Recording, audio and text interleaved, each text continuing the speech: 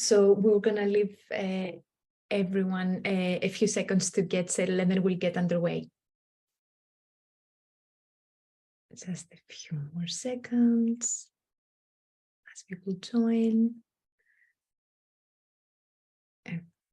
Okay, I think we can make a start. Hello, everybody, and welcome to our in-session talk. We have over 300 guests joining us from 30 countries, joining us today for the talk, Digital Transformation and the Future of Healthcare. Before I introduce you to our esteemed guests, Ashley and Venere, please allow me to cover a few housekeeping items. As you've probably noticed, today's webinar is being recorded. We will be able to share a link to the recording after the event. We also invite you to ask your questions by using the Q&A button. Please use the chat button if you have any technical difficulties regarding the webinar. Lastly, we aim to have an interactive session. So we will introduce polls during the talk, and you will be able to submit your answers online. Without further ado, please join me in welcoming Ashley Hall and Venere Ferraro. I'm going to hand you over to Ashley, who is going to start today's conversation. Thank you from me. Super, thank you, Joe. So thank you very much for the introductions, and good morning, good afternoon, and good evening to everybody logging in. So whichever parts of the world you're in, it's great to kind of introduce you here to our talk. So I'm based here at the moment in Nuuk in Greenland, so hopefully everything works well from here. And Professor Venere Ferraro is in Milan in Italy, so we have a really kind of transatlantic conversation today.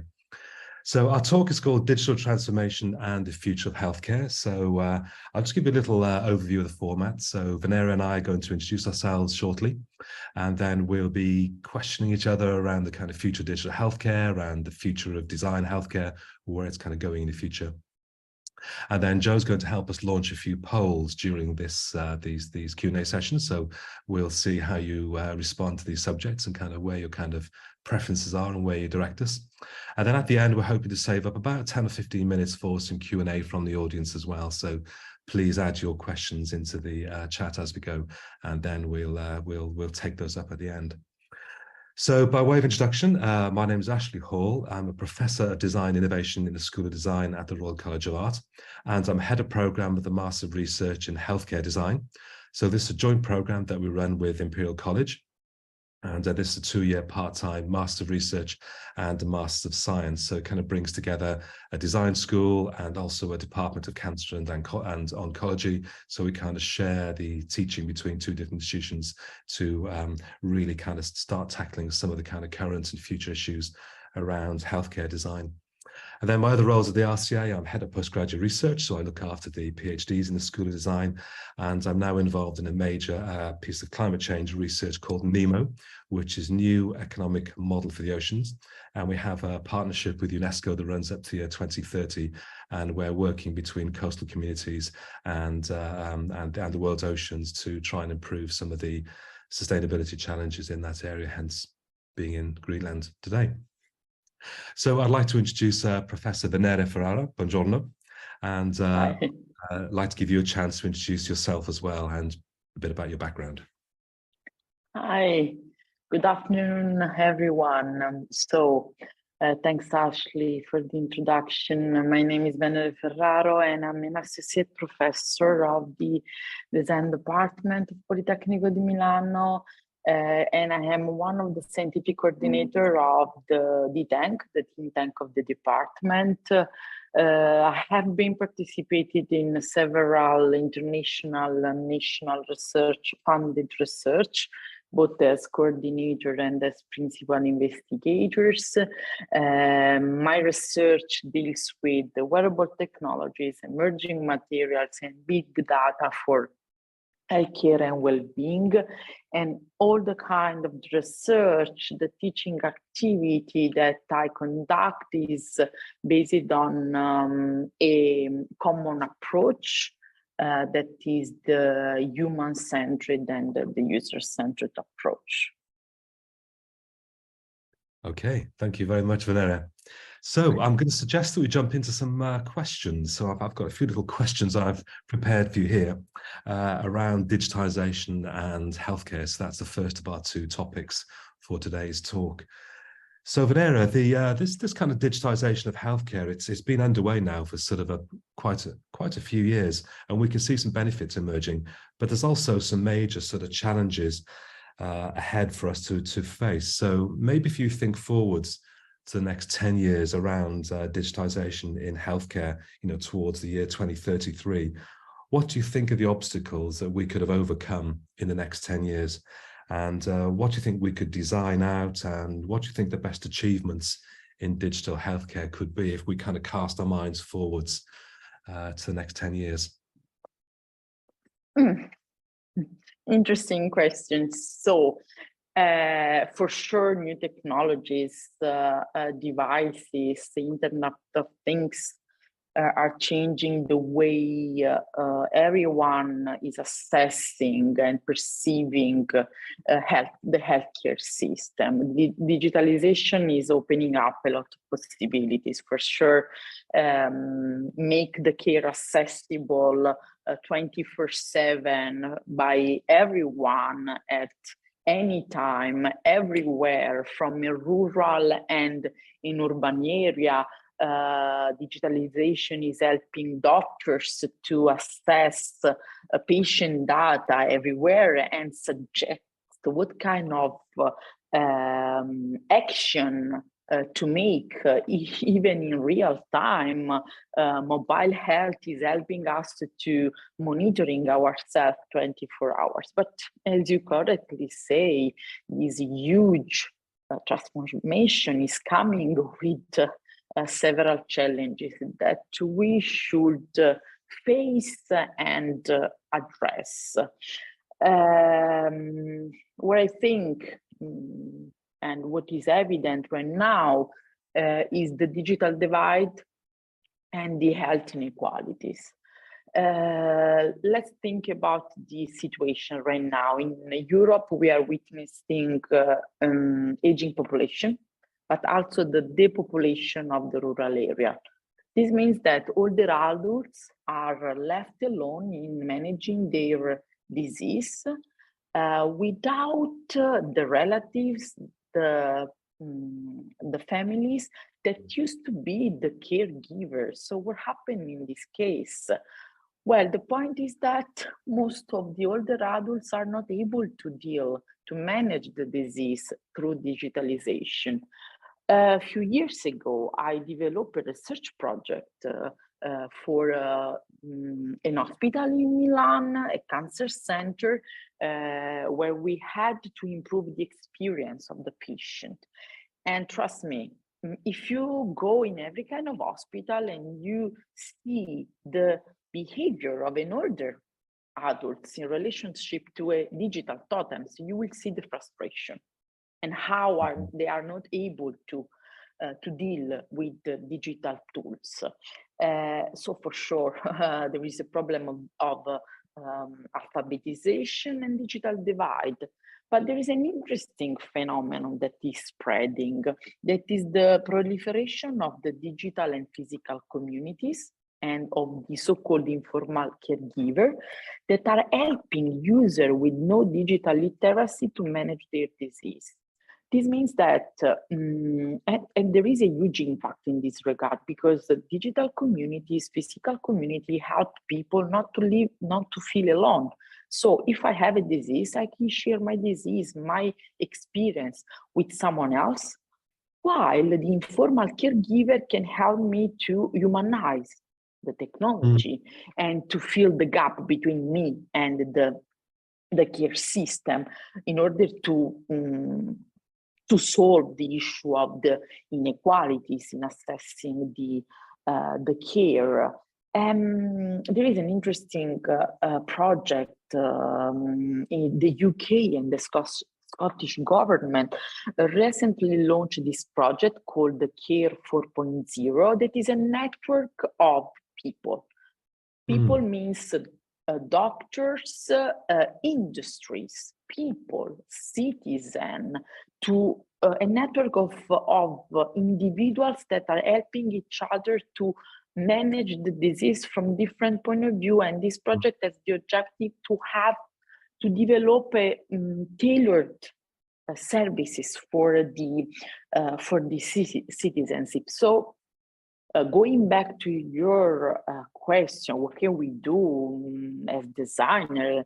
If I think about our role as design researcher and practitioner, what we have to do is to reason on designing new hospitals, new care systems that are based on people, on person, on community. This means that we should design delocalized hub for letting everyone accessing the care. This means that we need to design inclusive interface. This means that we need to educate citizens at all levels in relationship to this digitalization in order not to leave everyone behind. So there is a keyword, according to me, that is co-design. We need to co-design the healthcare system involving to put everyone around the table, a medical doctor, engineer, industry, till the final user. That could be me, could be you. I mean, now we are healthy, but we might face some disease as well. Thank you for the answer, because you were, I was kind of noting some follow-up questions. And you kind of answered almost every single one in the order in which I was writing them down. So I think, I was first interested in this rural-urban kind of access question, and I think you've very nicely answered that, and talked about how there's a depopulation of rural communities towards cities, and this is something that we see all around the world. And of course, sometimes we kind of hope that the digital platforms are going to bridge some of that gap, but they don't always. And I think it's very nice you do talk about informal caregivers and how they kind of come into that process, how they come into that system, because I think we all know that wearable devices give us quantities, but we live our lives in terms of qualities. And particularly healthcare is a quality of existence.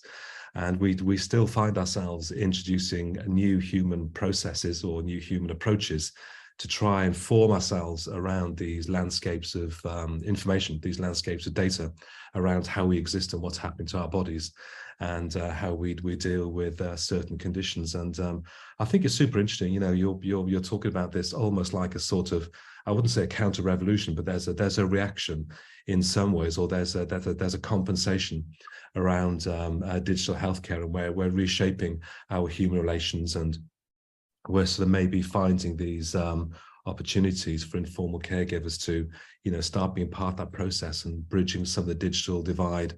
And it still asks this question that's very difficult for all of the, it's certainly a major issue in developed economies, is around the aging population. How do we bridge this kind of support gap with increasing longevity, a declining birth rate, limited, national resources? So there's a major challenge here, and it's really nice to kind of hear about this, how these kind of big shifts are sort of taking place. I did want to maybe probe a little bit further into this and ask you that this kind of question around the adoption of digital technologies, and particularly these things that we all have called apps on our mobile devices. Because one of the early issues for healthcare apps is this kind of lack of stickiness. People are abandoning apps very, very quickly, and there's some figures around you'll find them on the internet. Figures like 90% of the healthcare apps aren't opened after a week, so they last a week and then people stop using them because they're not sticky. It doesn't kind of fit into their lives. So what's your kind of thoughts around kind of apps in general and how they fit into our lives? And do you think they're there for good, or do you think something else is going to replace them? Well, about the app, so I'd like to give you some numbers in this regard, because exactly last year we launched this huge research within the think tank that was related to digital care. So beside understanding the articles, the papers. We ask ourselves, but what do people think about digital care? And we made this online trend analysis, understanding the relationship with the app.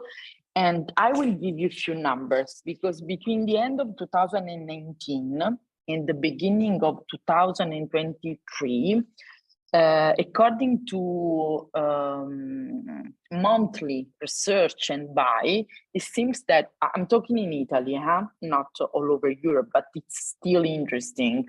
More than 10,000 people search and buy app for blood pressure. 9,000 app for the oxygen. Almost 4,000 app for sleep. 2,400 diabetes app. App for heart rate, almost 3,000, and so on. So it seems that people are obsessed with the self-monitoring of every kind of parameter. In our research, we call this kind of user the impatient, means the patient without patience. But what you say is interesting, because according to the online research, it seems that after 2 or 3 months, people stop using the app. And I ask this is something that I ask myself. What is the reason? I mean, the app just show data. If I know that my heart rate is 90 or 100 or 110, if I know that my blood pressure is 80 over 130, what I'm supposed to do with this number? I'm not a doctor. I'm not a doctor. I know nothing. I see a number. I don't know what to do with numbers. I am a human. So, I mean, in terms of quality, what this number means to me? Nothing. And here it comes our roles as designers. We have to design in order to face this abandonment. We need to, I'm sorry, Siri thought that I was asking her something. I'm sorry, my phone started talking. We need to design meaningful apps that are able to tell something to the user, means like related to the behavior.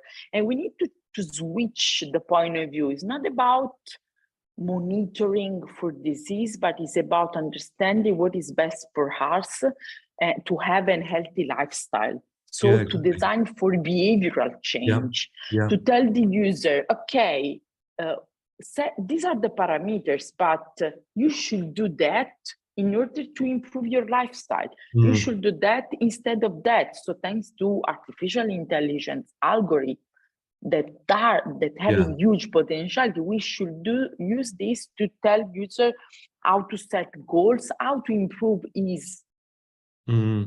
or herself, to use gamification. It means that I'm challenged. I know that if I make this progress, my life is changing, my life is getting better. So, for instance, and this means also that I'm in a social experience, because I challenge myself with someone else, with other person, with my same profile. For instance, in my course, I used to teach the students this behavioral change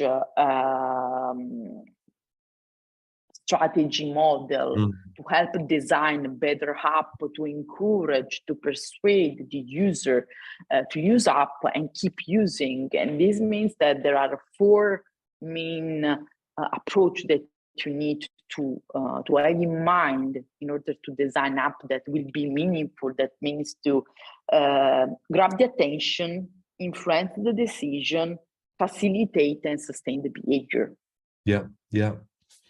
So hopefully this strategy might work and solve the issue of having a lot of apps that are not used.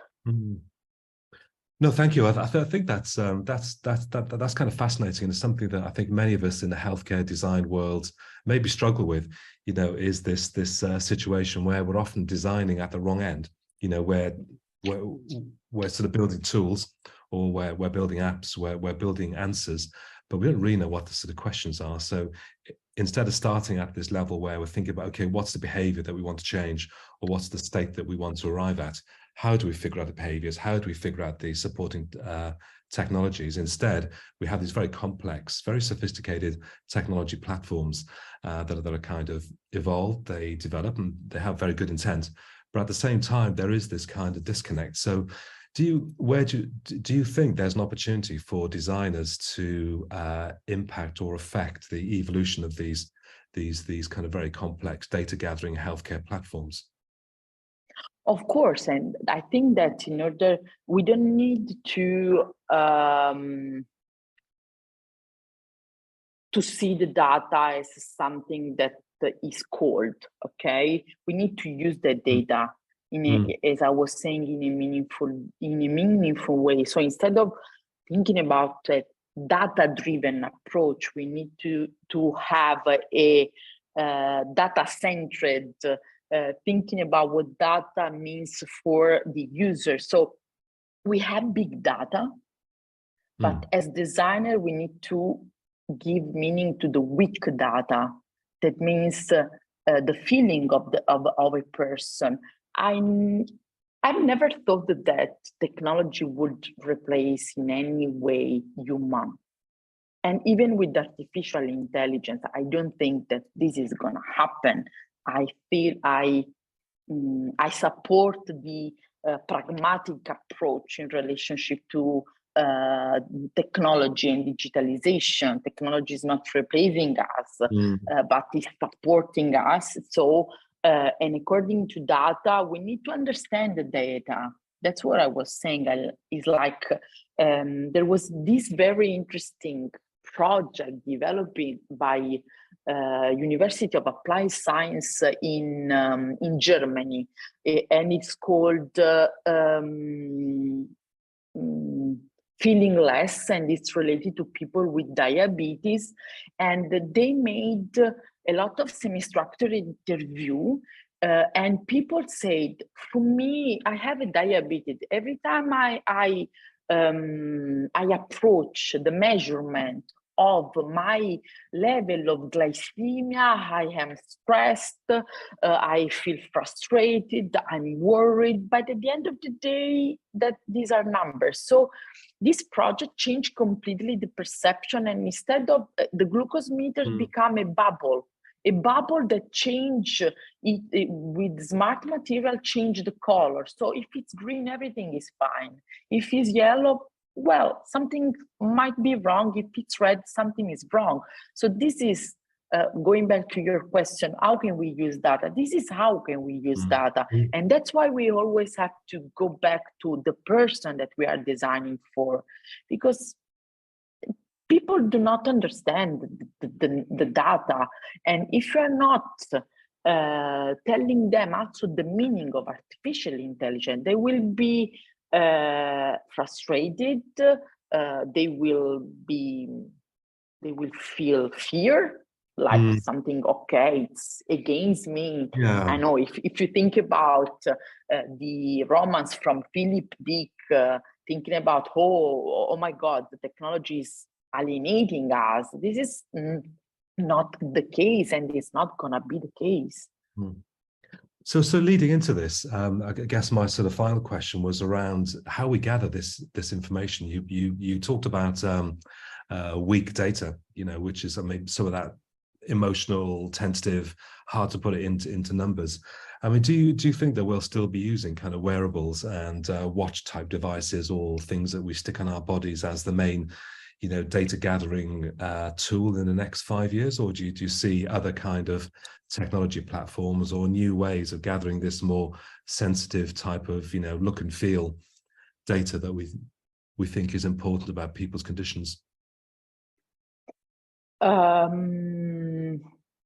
Okay, in my opinion, wearables will be used not only in the next 5 years, but also in the next 10 years. But I'm talking about integrated wearables, where you have, there is a misunderstanding for me in relationship to the wearable. Smartwatch is not a wearable, because if you have a smartwatch that is detecting your glucose level, your heart rate, that's not a wearable.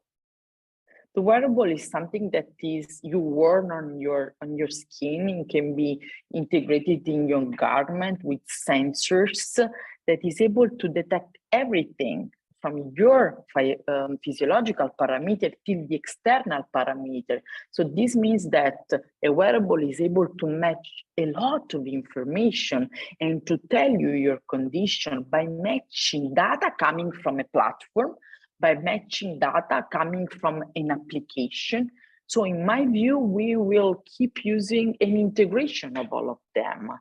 So we will have a huge platform that will make us superhuman. Superhuman means that thanks to the wearable, we will have sixth sense, because wearable is able to feel what we are not able to feel in terms of air pollution, in terms of personal data. So this means that so it's like this data layering or this correlation between environments, all kinds of well-being, our feelings, and the actual hardcore information. So it's not just about health. That's what I see as the future. It's not data about just my health, about everything that, of course, impact what we can say.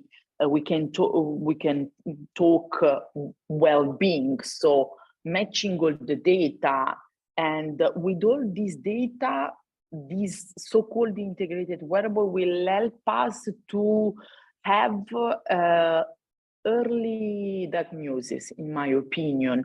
But please, I don't want to be misunderstood. The doctors will be there. Nothing will reply the medical doctor, because thanks to this platform, we will know which is the best doctor to go to if we have a problem. So in my opinion, the wearables this integrated wearable will help what I called before the inpatient. So this means that when you have something, the problem is the waiting. I'm waiting to understand what is my disease. So thanks to this technology, we can cut the line, and we can create a sort of digital waiting room. But where the time are cut, so we have less time to waiting, because there is the technology that is helping us to cut the line and to support the doctor in understanding our disease and to understand our past. So most of the, let's say, the doctors that are supporting artificial intelligence and all the digital tools believe that thanks to digitalization, the human relationship between a doctor and patient will improve a lot. One of my colleagues believes, who's actually a doctor at Imperial College, believes that with this increase in the use of AI, machine learning, the diagnostic part of the doctor's role will effectively change, and a lot of that will be done on a technology platform. So that shifts the role of the doctor. So the doctor's role will more be about, say, for instance, talking to patients about their treatment pathways, different type of options, helping people understand how to engage with that kind of pathway, how to improve their sort of outcomes. So there's a shift from the more classic diagnostic medical skill set towards a more maybe more a kind of social, psychological kind of, or supportive skill set amongst doctors. So I think that's very interesting. And we've just got the results of our polling as well. So we'll have a little look at what this is. So our question was, what do you think are the most promising challenges for the digitization of healthcare? And just in the lead, we have encouraging behavior change for 50%. Yeah, so that's good to see. Then in second place, just in second place, It looks like we have looking after an aging population at home. And then in third place, again, just in third place, we have using AI to identify diseases at early stages. Then we have boosting telemedicine and online consulting. And then finally, we have encouraging more ownership of personal data. So actually, those kinds of figures are quite close, aren't they? What do you think? Everything is familiar to me. I mean, this kind of answer, and I'm glad that the encouraged behavior was the behavioral change was one of the first. What is not surprising me, but concerns me, is that at the last place we have encouraged ownership of personal data. I always thought that people will have concern about sharing their personal data, but what I understood by reading paper article and what I understood by making the online trend that I told you about before is that people don't care about their data. And this is something that we should reason on, because data are important. I mean, not be obsessed with all our data, because our data can help other people, and we can use our data. But the point is that no one cares. So the point is that if you have a free app and you say, I will ask you everything about your life, people say yes. Yeah, it's interesting because you know, seeing this as the lowest scoring reply, you know, encouraging more ownership of personal data, is kind of quite surprising, because I think in a lot of maybe design academic circles, this is quite a major conversation about, you know, are people willing to share their data? What kind of protocols are in place? How safe they feel? This could be a huge barrier, you know, for the digitalization of healthcare. And yet here, you know, we see a very as a low ranking. And also, you know, in your research, some of the information that you found as well, it seems as if this is quite low on people's radar. So I kind of wonder, you know, who was really worried about the kind of ownership of personal data, about who's kind of concerned about this. Okay. Who knows? Maybe government. Exactly. Okay, so maybe I can ask you some question, and thanks for the question that you ask me every time. It helps us to reason and thinking.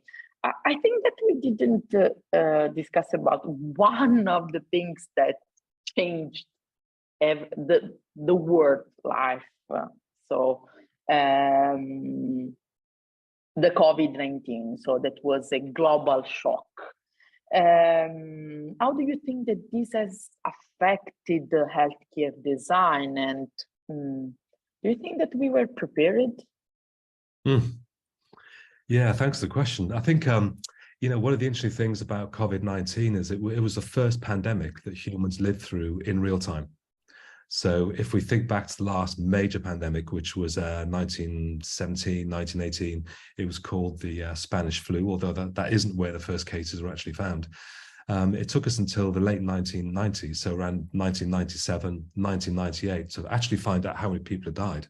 So it took the best part of 80 years to find out the death toll.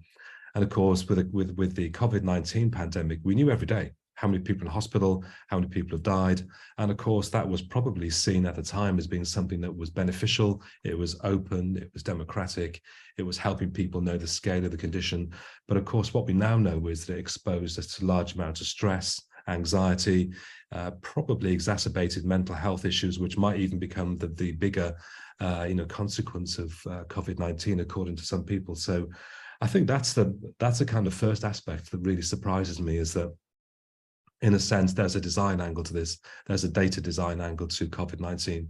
And I don't think we actually thought that through. I think we sort of just shoved all the numbers down the pipeline. We put them in public. Okay, it's up to the public. Here's the figures. Here's the numbers. You know, you understand. And of course, I suspect that we'll look back on that in future years and realize that might have been a mistake. And we would need to rethink how we design the communication of those numbers. And I think then there's a couple of other issues tied up in COVID-19. and how it relates to the design industry. So I think in a sense, designers have sold themselves as problem solvers for a long time. And, you know, that's okay, that's kind of fine. You know, we are pretty good at solving problems. During COVID-19, we designed apps, we designed masks, we designed, you know, hand washing stations. We did a bit of this sort of public healthcare communications, some of the nudge type thinking as well. And of course, that was all good, and people did some great projects, and there's hundreds of projects out there that have been helpful. But at the same time, you know, we sort of waited until the problem arrived. And I think for the future of healthcare now, we have to realize that, in fact, avoiding those unwelcome futures is part of our role. And I think there's a huge question towards healthcare and healthcare design is how do we design ourselves away from these futures? You know, how do we develop products? How do we develop services, systems, education, approaches that steers us away from those negative futures? And how do we actually do that? I don't think we can sit here and wait for the next pandemic and expect it'll be the same as the one that we've been through. I suspect it's going to be quite different. So there's a bit of kind of futures, there's a bit of anticipatory thinking that's important here as well. And it's a kind of major wake-up call for design, that we can't just sit here and wait for problems to hit us. We have to start avoiding those problems. And that's a different skill set. You know, it's not a traditional design skill set of developing an app or a product. It's more strategic. It involves working with government. It involves working with NGOs. It involves working with community groups. And it needs design to kind of start looking at different methods and then different approaches towards the future as well. So, you know, I think it's, yeah, I think that's, you know, one of the big lessons for us is this preparedness. And I also think then maybe if we step back even further, you know, if we look at the really big picture, COVID-19 is maybe a kind of wake-up call for some of the bigger climate change events and kind of climate change effects that we're going to find as well. And I think we need to realize those are also going to have a major impact, and they're going to affect healthcare and the way that we deliver it as well. Yeah, I was thinking while you were talking about to be ready for the future, and if we think about the meaning of design, that is to design, and from the Latin is to project ahead. So we have the skill to anticipate these features and the future and the features of what we are going to need into the future. And it's interesting the fact that we are keep talking about numbers, because during the COVID, the numbers of persons that were affected, so maybe the qualitative soul of numbers should be thought for the future in general, let's say, for designing every kind of product and services. I also think one of the things missing from the COVID-19 response is, where do we want to go? You know, in a sense, we were always behind the numbers, you know, so the numbers were arriving. Oh my goodness, they've gone up again. This is another restriction to our life, or this is another process that we need to, you know, go through to travel or to go to work or go on a train or the bus. But there wasn't any vision, you know, that there wasn't any sense of what's it going to be like afterwards, and where do we want to steer towards, and how do we get there? And I think at a political level, at a national level, you know, those kind of visions of how we actually want to positively move through this pandemic, we're actually missing. So I think there's a lesson to us all there as well, in maybe where design can help some kind of envisioning process, or can help shape some kind of public positive, you know, ways out of these kind of events. It seems that at the end of the day, while we are discussing about the future of healthcare, is always the person and the user at the beginning. So user-centered approach can bring a lot of benefits in the healthcare system. But I was wondering that maybe a lot of focus on human might impact on the climate you just mentioned. I mean, next pandemic might be related to the environment. How can we as designers resolve this contradiction, human value and climate impact.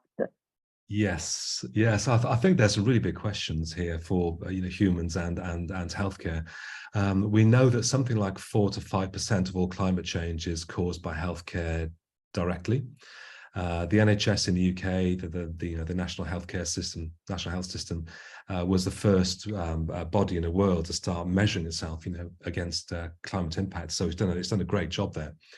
But also, if we look at countries like the UK, the USA, something like 20% of our GDP is linked to health or well-being. So that's like a fifth of all of our effort as countries is linked towards healthcare, and of course that has carbon burning, carbon emitting byproducts. So we are really damaging the planet by looking after ourselves. That's a huge question. How do you kind of reshift these massive global healthcare systems so that they're actually in balance with the world, with our climate? So I think there's a huge piece of work there for healthcare. And I think actually at some point, we're going to have some very difficult questions for ourselves. At what point do we prioritize the healthcare of humans above everything else? And can we always keep doing that? And will technology always be the answer, or behavior change? I suspect probably not, that there's going to be some period of time when we'll have to sit back and say, well, the health of human beings can't be at the top of the pyramid. We're going to have to start moving it down. We're going to have to start realizing that there's other species, there's ecosystem, there's other challenges here as well. And it's unlikely that technology is this magic bullet that will solve all of these kind of climate impacts. And actually, there'll have to be a shift in how people consider what is health, and what is well-being, and what's our expectations, and is it always about maximum longevity? Is it always about maximum quality? So I think there's some big questions there that we'll kind of need to start answering. And then I think separately, if we talk about user-centeredness, there are large parts of healthcare systems which are still not engaged with user-centered design or participation. So where patients are just these things which go through the system and then they're kind of processed, often done very well. But the kind of individual needs or the insights of humans aren't taken into consideration. So there's a part of healthcare which is in dire need of user-centeredness. And yet user-centeredness is also, causing this major kind of climate shift, or is a big part of the impact. So we have these two big challenges ahead of us, and I don't think we're going to find any answers in this hour of conversation, but we can certainly think about highlighting this and starting to think through what this actually means, and how maybe our generation of designers and educators start to raise this as a kind of question. Yeah, thanks for the answer. Talking about the climate change, I was wondering if instead of talking about user-centered, we should talk about environment-centered approach, or more than human approach. So as you said, maybe it doesn't matter the healthiness of the person, because there is no planet, there are no persons. Yeah. So it's like, in terms of behavior, is our behavior affect our life, but our behavior on the environment affect our health. So it's like a vicious circle. So and it's all about behavior, maybe. So everything is about how we behave towards ourselves and towards the environment. So there is a link of awareness. We should be more aware of the action that we make, maybe. We have been discussing about healthcare, the approach of the design, because as you said, you work with doctors, and of course you have to work with doctors if you deal with healthcare, but we are designers. Okay, we are coming from the design discipline, and this is the lens through which we are talking about digital transformation. But do you think that healthcare design is a discipline itself, or is part of industrial design, of service design, UX design? Yeah, thank you. This is something that we've been, I guess, thinking over for a period of time. And in a sense, if you look around the world at the different universities, there's very few healthcare design or design healthcare programs. Most universities don't have them, and in the last 5 years, we started seeing, courses opening up in different parts of the world, and of course, people have come into healthcare from quite specific design directions. So people come into healthcare from, say, a communication background, about visual design. People have come in from, say, architecture, around the kind of design of hospitals and movement of patients. Industrial design, which is very much about the objects and the artifacts. But it seems to me there's a space missing in the middle. And that was certainly the motivation for us in starting our healthcare design program, was actually, how can we bring these different design disciplines together? How can we co-learn? But at the same time, we came to realize that we wanted to avoid healthcare design being this discipline. And in a sense, there's a good argument for that, because the meaning of the word discipline is that other people limit you. So when you're a discipline, it's because the people around you have told you, here's the boundaries, here's the borders. This is kind of where you stop. And I think healthcare is kind of a bit more important than that. And certainly, the people that we kind of work with, the students that we educate are from a wide range of backgrounds, from fine art, fashion, user interaction. Some are surgeons, paramedics, GPs, so the general practitioners. Some are therapists, industrial designers, engineers, technicians, coders. So it's a really wide range of backgrounds. And I think actually healthcare design for me makes sense as a context, not a discipline. So it's a place where, people can find out different methods from different design disciplines. They can work with different healthcare professionals, understand methods and approaches from there. So it's kind of this space where most people have an existing design or healthcare expertise, and they kind of come in, they add things themselves, and there's an element of customization. And I think it's probably dangerous for healthcare if we have a discipline, if we have a mode of thinking, or we have a set of fixed practices, because I think healthcare is far too big, it's far too broad, it's moving very, very quickly. And I think one of the things that we found in trying to avoid healthcare being a discipline, if that makes sense, is that a lot of people that we work with are taking a step backwards, and they're asking some of the fundamental questions about healthcare. They're asking questions about what's the design blueprint for childbirth? Where does it exist in the kind of systems? What type of experiences do people have? If you're a designer, what are the different type of questions that you can ask? So we're sort of going back and asking some of the fundamental questions about healthcare, where design operates. And I think that's an interesting thing that's come about from trying to avoid healthcare being this kind of traditional academic discipline where there's a set of methods, everybody follows them, you have quite similar type of outcomes. I think that's actually something to be avoided, and also means that people coming to education actually have the space to explore for themselves, and that gives us more diverse outputs. And healthcare really does need a kind of greater variety of solutions and thinking for its future. Thanks for the answer. I found so interesting what you said, that healthcare is a context more than a discipline in which every person with different expertise can move in. So from the designer, the engineer, the doctors, the patient, the technical, so the technician. I have this feeling every time I speak with students of mine about healthcare products, interfaces, they are afraid.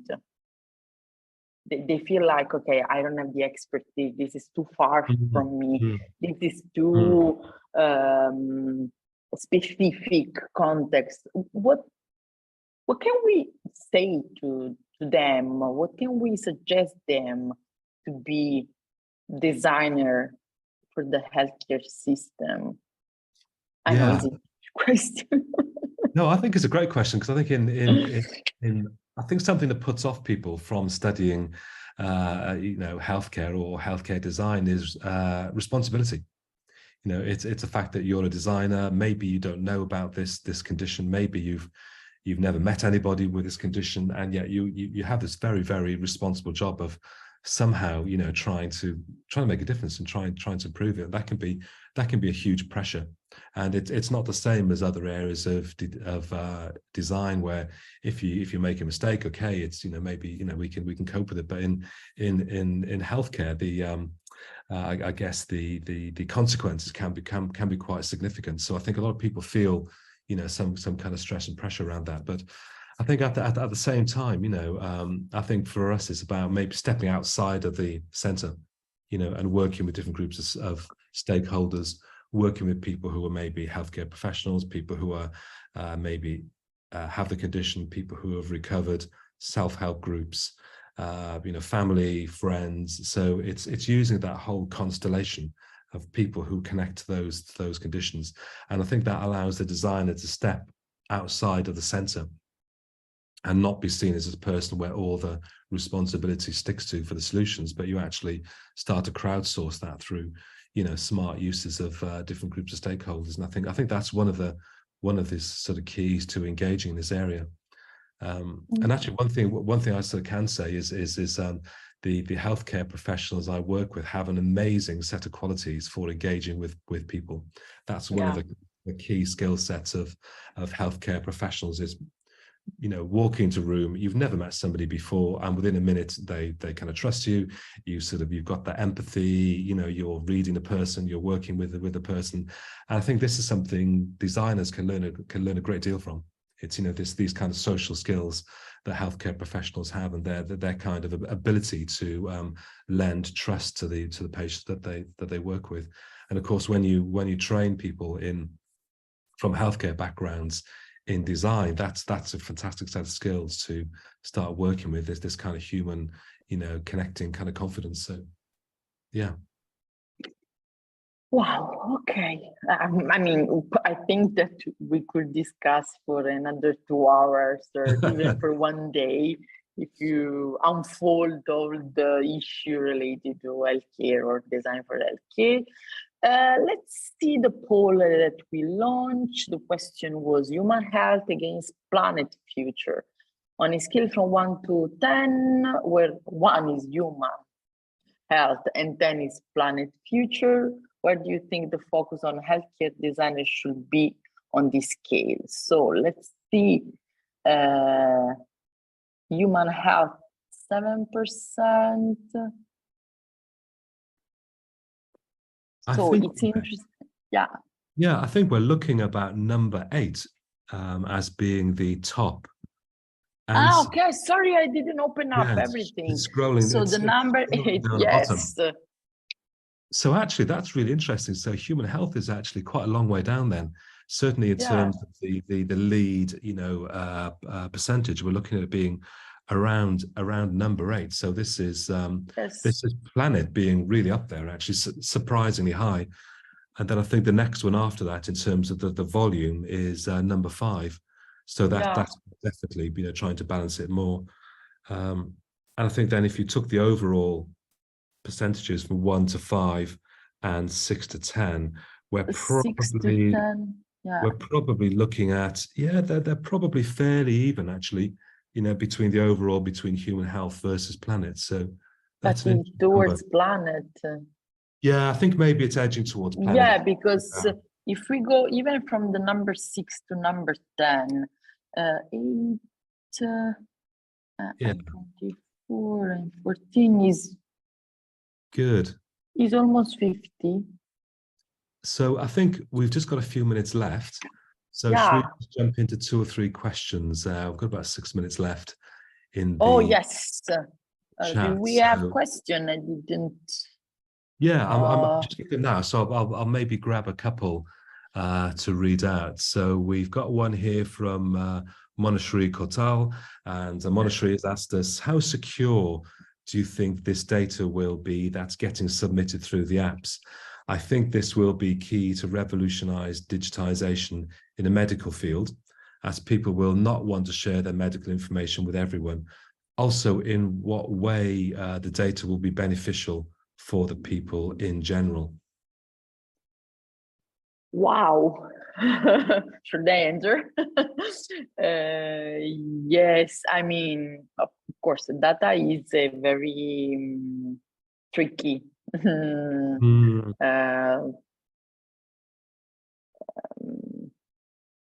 concern. I mean, yeah, because of course, when you are using an app, submitting for an app, let's remember that there are some options that you cannot accept. So this is something that, because we do everything very fast every time, so we don't take our time to read everything and to understand what we want to accept or not, if we want to give our consent to everything or not. So my suggestion is to look at it, and so we are not forced to accept everything. I think there's something very nice at the heart of this question, because this person's asking us, okay, so how secure is your data when you submit it into the app or into the device? But then they're also asking us about the general benefits of the data. So there's this tension between, well, I want my data to be safe, but also there's a need for that data to be used or processed in a way that could benefit a larger number of people. And there's always some kind of it's an ethical concern. Yeah, okay, exactly. This is an ethical concern, because I mean, it's a personal. That's my answer. I think that it's personal if you want to share your data or not. If you care about community, if you care about the research evolving, and for instance, I'm talking about healthcare, okay? If we are talking about disease, and I'm talking about myself, if I have a disease, I will share my data, because if my data can help to prevent other person with my profile to have that disease, and this is what the meaning, the value of the data. To help people, to help researcher and doctor to understand, and we are talking about health, how our body react to medicine, to medication, to treatment. And if 90% with the same disease give their consent to use the data, this will help a lot of people, and this will make a lot of progress into the research. So we've got loads of great questions. We've got over a dozen here, and I'm just going to pick up on one of them, because it's as our final question. This is from Ksenia Germanovic, and she's asked, what should we consider in designing this sixth sense that the wearable can provide?